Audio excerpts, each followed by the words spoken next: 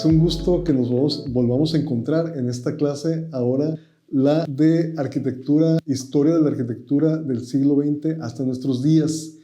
Y ya que llegamos hasta acá, pues es hora de que les revele un secreto. El secreto es que la historia de la arquitectura que realmente debemos conocer extensivamente los arquitectos es la arquitectura posterior a la revolución industrial. Esto no quiere decir que las anteriores no hayan valido la pena. Por supuesto que valen la pena como una referencia, como entender una evolución sobre todo, como entender un contexto, el contexto social. Pero una vez que llega la revolución industrial, que la revolución industrial es, al final de cuentas, la máquina de vapor, la locomotora, las fábricas, las máquinas precisamente propulsionadas por el vapor, empiezan los grandes retos de nuestra civilización hasta nuestros días. ¿Cuáles son esos retos? La migración, porque después de la revolución industrial llegaron las grandes migraciones, primero a las ciudades de Inglaterra, como Liverpool, que allá surge, Manchester, Londres. Empiezan a haber una gran emigración, una gran inmigración hacia esas ciudades. Ese es uno de los fenómenos. El otro, la desocupación del campo.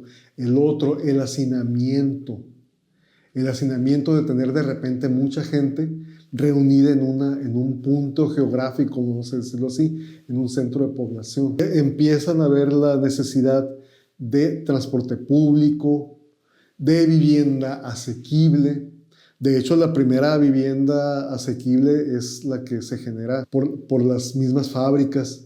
Entonces, aunque ese no es un problema básicamente del siglo XX, pero sí es cuando se generaliza en todas partes, incluso hasta en México, ¿no? En el siglo XX, México se empieza a industrializar. La industrialización si bien fue en 1800, pero más o menos fue un periodo de 100 años en donde empieza ya a generalizarse pues ya prácticamente en todo el mundo y empiezan, como les comentaba, esos problemas o esos retos. Pues esos retos también nos van a traer otras oportunidades. Por ejemplo, es en el siglo XX en donde se democratiza la vivienda. ¿Qué quiere decir? Ni siquiera el noble, ni siquiera estas personas que viven en el castillo de Buckingham, ni siquiera ellos tenían las comodidades que tenemos nosotros ahora en nuestra casa. Que nosotros solos nos podemos lavar la ropa, tener agua caliente, cocinarnos algo. Hubiera sido imposible para esas personas vivir en un castillo si no hubieran tenido todo su ejército de personas que los ayudaban. Ahora no. Nuestras viviendas son mucho más cómodas, son mucho más eficientes.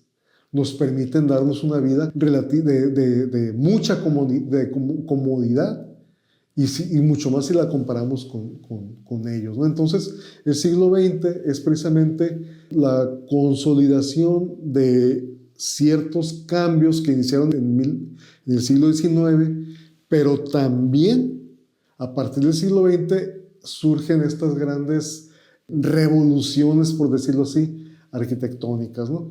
Aquí vamos a ver la diferencia entre arquitectura modernista y arquitectura moderna, que no se vayan a equivocar nunca. ¿Qué otra cosa vamos a ver aquí?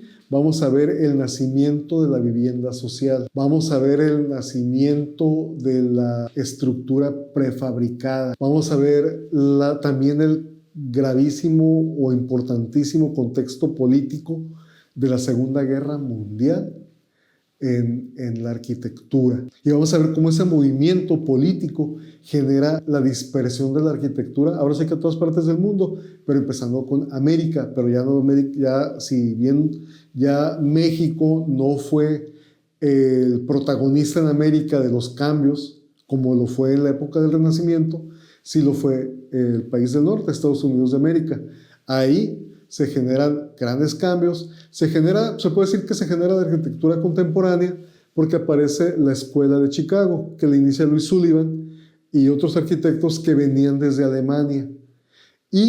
Pero también por otro lado, hay una parte de la historia que ahorita nadie reconoce dentro de la arquitectura contemporánea, que es el crecimiento de la vivienda, si no prefabricada, de las viviendas de madera de Estados Unidos. Esos son detalles que me gustaría mucho veamos aquí. De hecho, los vamos a ver aquí.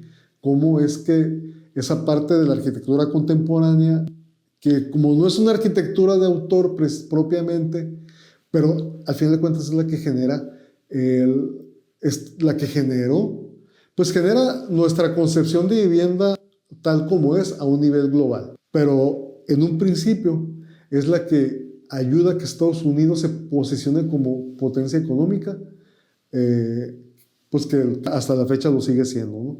Entonces, todo es vamos a ver también por qué es que pasamos de una arquitectura pues barroca, adornada, a una arquitectura muy simple. ¿Por qué ahora se valora esa simpleza, esa luminosidad de los espacios que antes no la teníamos como una referencia? Vamos a encontrar la belleza en la honestidad y la pureza de una estructura, cosa que no mirábamos antes, ¿no? Vamos a ver también las aportaciones de Le Corbusier, de Mies van der Rohe, de Frank Lloyd Wright.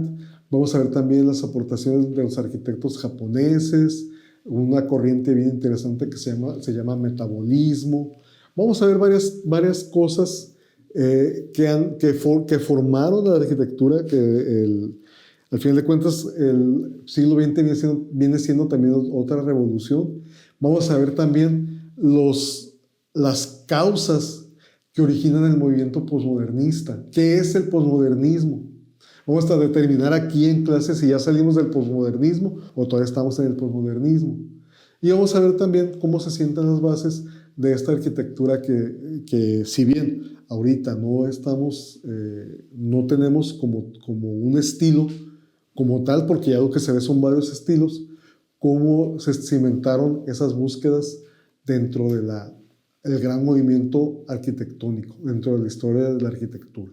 Entonces, ya para cerrar, la historia de la arquitectura, si bien es válida, es muy valiosa, como referencia, como los estilos, como una evolución, también la tenemos que ver o tenemos que estudiar desde lo que no quedó bien, desde lo que se construyó pero no funcionó, etc. Ese es el punto crítico que debemos de entrenar, que debemos desarrollar y que todas las materias teóricas nos van a ayudar a eso.